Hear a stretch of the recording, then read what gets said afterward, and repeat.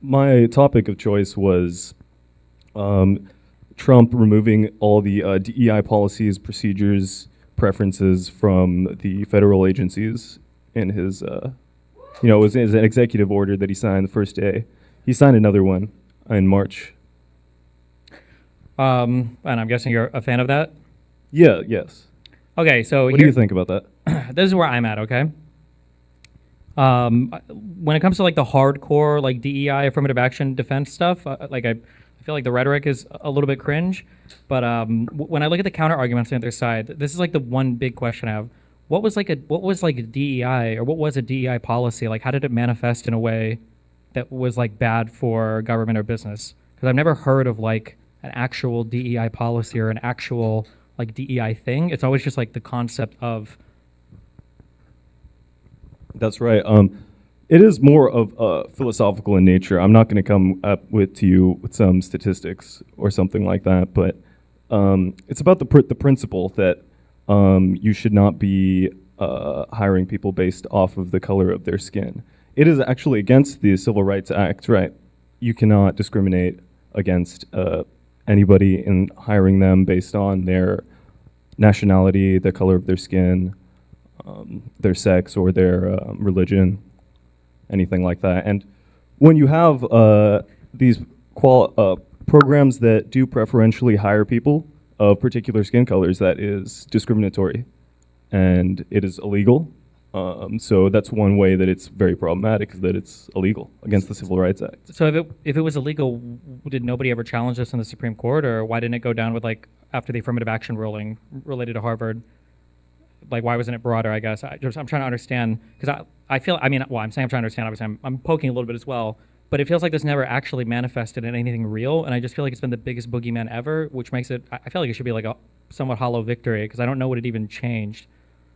Like when we say, for instance, that there was like preferential treatment, like were there really qualified, like white or Chinese people that were trying to get into, certain areas of the government, and then they were disqualified, and instead they hired, some other underprivileged minority or something. Like, was this ever like part of the actual guidelines or anything, or because every all the attacks that I saw that like manifested in something real were usually just like cringe diversity videos, which I watched these at McDonald's when I worked there. It was on VHS, but we had to watch like the sensitivity training stuff when you became like a team lead and everything. So I'm just curious, like, did this actually manifest in anything bad, or is this just kind of like the principle or theory or concept of a thing? I mean, isn't you don't think it's bad to discriminate against people based on the color of their skin? You don't think that's a bad thing? I don't think it's bad to, like, as part of a holistic assessment of an employee, to consider like what you want your work environment to look like, and I think that there might be times where a consideration, could be made. I feel like when it comes to hiring, that sounds kind of racist, man. Well, I don't think so. I think that when it comes to hiring employees, I feel like people sometimes have this misconception that like when you're looking at like employees, you have like, okay, 5 applicants came in, and it's like this guy's rank 1, 2, 3, 4, 5, and I feel like it's not usually how it goes. I feel like you have like buckets of skills, and some people are better at some things and worse at other things, and you kind of have to make a choice, like, who am I going to hire, whatever. And it might be that, like, I feel like when you're looking at groups of people, you can kind of like bucket them, like, this would be like a really high performer, this is like whatever, and this guy we would never hire. But if you have like a basket of like high performers to choose from, and like all else equal, you have like 15 white people on your staff and like 1 black person, like maybe hiring a second black person instead of the 16th white person. I just don't know if this is like a thing that I think matters that much when you could choose one or the other, for like a coin flip anyway. In your contrived hypothetical, even then, it still does not really matter. You should just hire the person who is who has the highest qualifications. I don't even necessarily disagree. I just don't think that it's ever like an easy way to just rank like qualifications of employees. Like, let's say all else equal, it really is like a coin flip. Would it be bad to make the determining choice on the color of the skin if you want to have like a more diverse workplace? It shouldn't make a difference what the color of the person's skin is. Well, I mean, I agree with you, but that's not the world that we live in, and like in the totality of everything. Like, let's say all else equal. Well, I guess here's like a more fundamental question. Do you think so I'll ask a question and give a hypothetical. Is there any value in any diverse workplace at all? And then as a comparison, let's say you could have 8 employees, and let's say all 8 of them will always be perfectly qualified. Let's say in one world you could have 8 white employees, and in another world you could have like three white, three whatever, just like a smattering of like different people in terms of their ethnic background. Do you think that the more diverse one has something more than the less diverse one, or do you think that these are exactly the same? What you said at McDonald's? No, at any workplace, some of the qualifications are even. Like it's the people are the same qualified people, but in one that they're just more like ethnically diverse, and in the other they're all I guess mono ethnicity or whatever. Do you think there's anything to be gained from that more diverse work environment, or no? I cannot imagine how that would be beneficial. Just based on the color of people's skins, that is like, what is this like? This factor if you have people of different colors and you, what is that? What does that change? It doesn't change anything. I mean, in some ways, it can bring there could be intangible things from a person's background that it could bring in terms of experiences. For real life manifestations of this, I mean, one example that was given was, I wish I could remember the name of the company, but they had like hand dryers and they had like little lasers that shot to detect the color of the hand underneath in order to start drying the hand, and it didn't work for non-white people. And I guess the idea was something messed up really badly, and that they obviously didn't test the product enough on people of different skin colors. Who's to say if that would have happened in a more diverse work environment or not? I've heard another complaint. I wish I could remember the brands. This is older stuff. Like for facial recognition technology on some camera thing or whatever, like it just wouldn't pick up black faces, and it would just pick up stuff in the background instead. So, I mean, there's like minor examples like that. I feel like there's just a ton of stuff that could be gained from having people from different backgrounds, just in terms of what they could bring to the table. Like I feel like in general, that's like a generally true thing. But I'm curious, like on a very general level, do you think that that's not necessarily true? That the background is totally irrelevant? And your example of the facial recognition software, I don't know what you're attributing that failure to. If that is the correct attribution, it is harder to pick up a darker face because it's darker, so it's harder for the camera to see. Is one reason that the facial recognition software wasn't working as well. Yeah, sure, but I mean that might be a thing that in a different workforce you would just have a different you'd have a different approach to the problem, knowing that it would be harder to pick up those kinds of faces, right? Like you would design the technology or do something slightly different, right? Sure, on some edge cases, yeah, some person from some specific background would have a better insight into something like that if they, but yeah, somebody who was a qualified engineer that could think through all of these cases would have, a more qualified engineer would have solved the problem in either way, and it doesn't matter what the color of their skin is. So you don't think there's any advantage gained by having a more diverse workforce at all? Like assuming all else equal for qualifications? What could that how could that benefit you? I mean, in terms of getting to work with different people, of having a broader, opinion of different people, just having more diverse work environments, like being around different people tends to give you broader perspectives on different people. Yeah, I don't think it really doesn't really matter that much. But there's the two other parts. There's the equity and there's the inclusion part. And the equity, that's something that is it's not.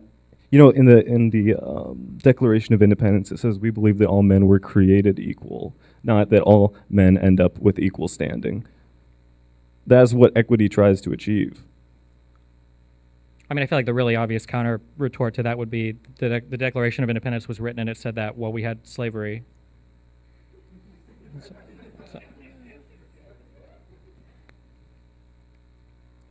That's true, but what does that matter? Like, what ways did equity manifest? Do you not believe all men were created equal? Absolutely not. I've played too much League of Legends to believe that. It depends on what you mean by created equal, right? Like, I mean, in terms of, being a lot of the same rights, hopefully you would believe that in a country you live in a country of laws. But I mean, created equal, I mean, in what, like we can obviously see some people are born, without legs or arms or congenital heart defects or something like that, right? But I mean, it depends on what you mean by created equal. So you think the value of someone as a person is somehow constrained to their physical qualities? Why? It depends on how you define value, right? That's what I said in terms of like rights you would dole out. I would hope, generally speaking, it doesn't really change, although that's not strictly true. It depends on what we're talking about. But I mean, if you say value in terms of like how much money can they earn, like, yeah, obviously that's going to be different from person to person. If you say value in terms of what do they mean to their family or society, or like in terms of how they're recognized by the government, then hopefully that shouldn't change, ideally, right, from person to person. well, different people we're going to have different incomes because they're better qualified at different things that are paid differently. There's a lot of differences in everybody, every individual.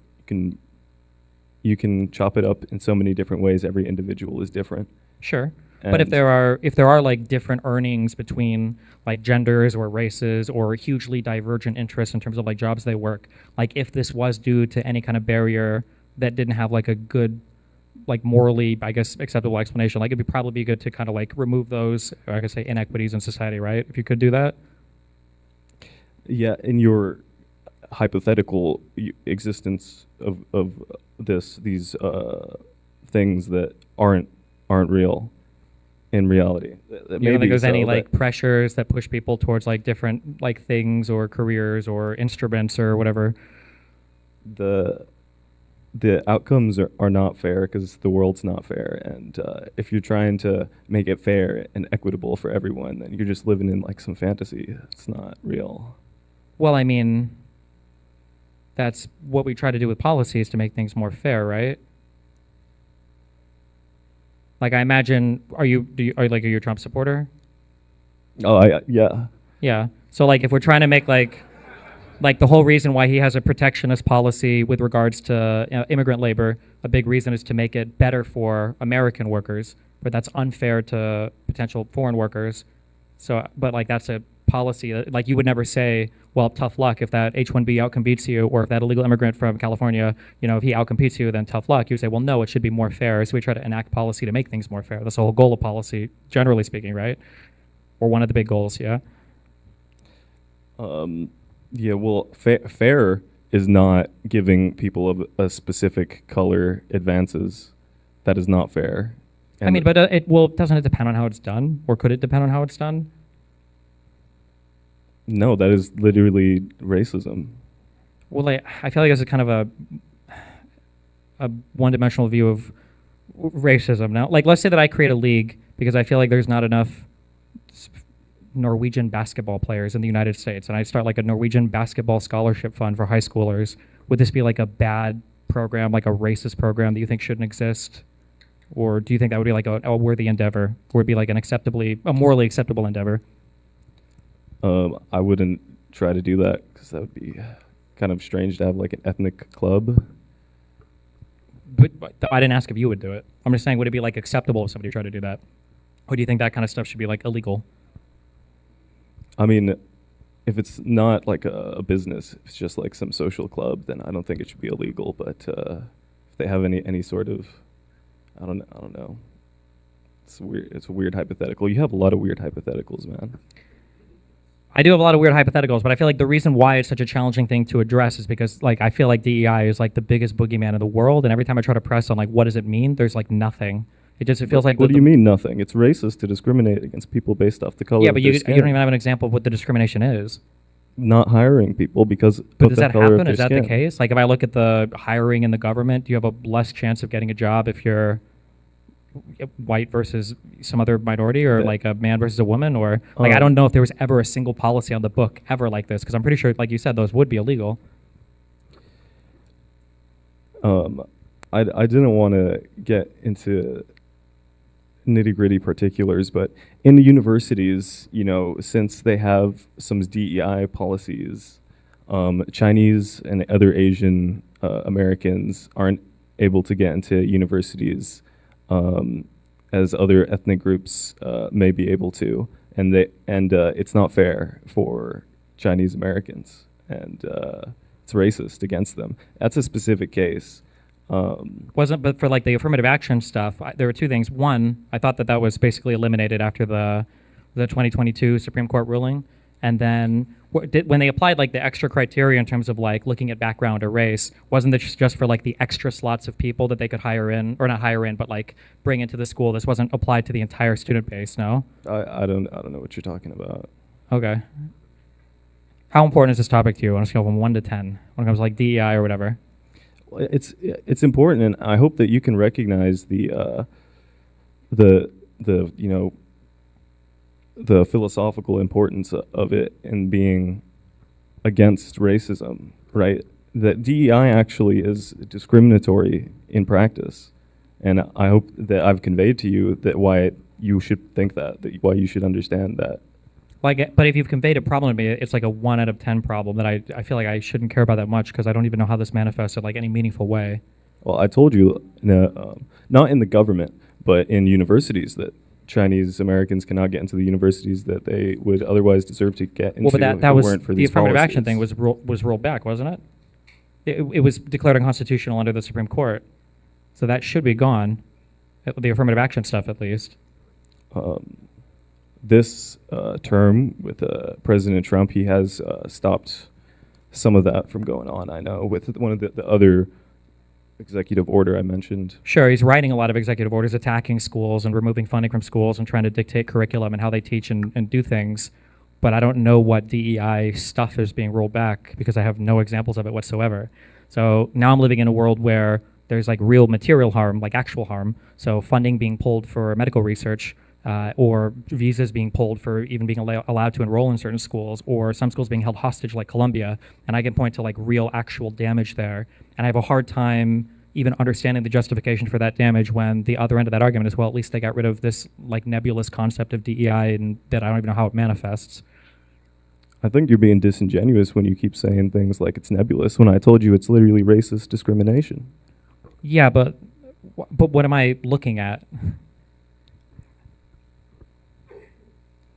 If people of one No, but I'm asking like, color- how did this manifest? Like, I don't even know how this showed up. What do you got?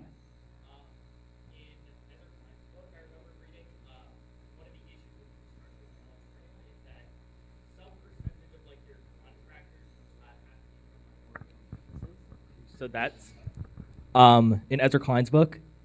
He gives an example about, he has a chapter about why it's hard building in California. And one of the examples that in San Francisco, there's some regulations around needing to have like minority owned businesses for certain kinds of construction contracting. Okay. So it's that would making be harder a to thing I build think I things. would broadly be opposed to, I think.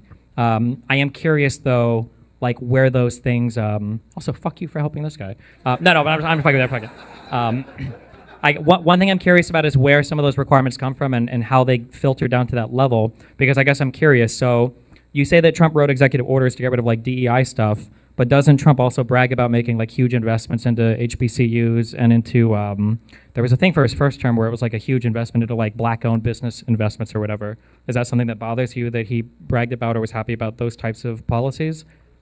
I'm not aware of what those are. Let's say hypothetically he did do those things. Would that bother you equally or not as much as getting rid of the DEI thing? Like, would that balance it out or? No, I mean, what you're saying, he's investing in black businesses. Why would I don't. Because he's racially targeting businesses to invest in for black-owned businesses. He used to brag about like black unemployment and everything a lot for his first term after. I mean. Or he also bragged about like giving money to HBCUs, What is an HBCU? the historically black colleges and universities.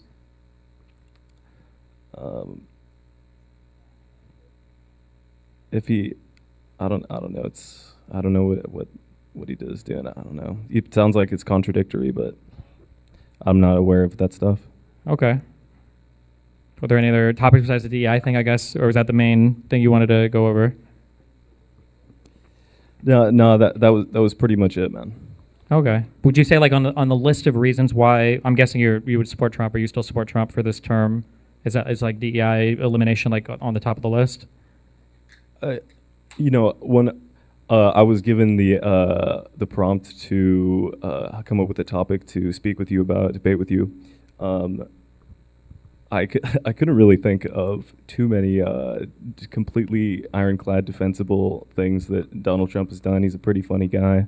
I think he's more of a comedian. But I do appreciate the removal of the DEI policies from the federal government. That is one thing I do appreciate. On balance, is that like worth everything else, or are you just kind of indifferent to all the other policies? No, I mean overall, I think he's doing a better job than Joe Biden, definitely. Like, if you could pick like one other way besides the DEI thing, I guess, what is your favorite improvement?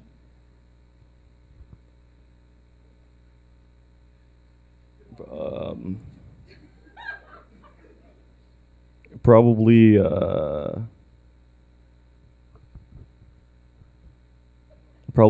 deporting illegal immigrants.